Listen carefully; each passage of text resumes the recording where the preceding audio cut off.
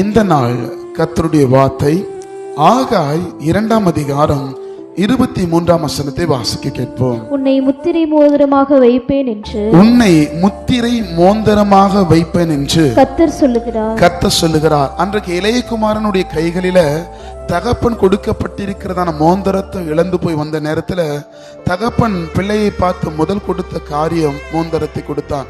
ஒருவேளை எந்த ஆசீர்வாதத்தை நீங்க இழந்து ஒருவேளை சாபமான வாழ்க்கையில வாழ்ந்து கொண்டிருந்தாலும் பரவாயில்ல, இந்த நாளில் கர்த்தருடைய வார்த்தை உங்களுக்கு நேரா வருகிறது.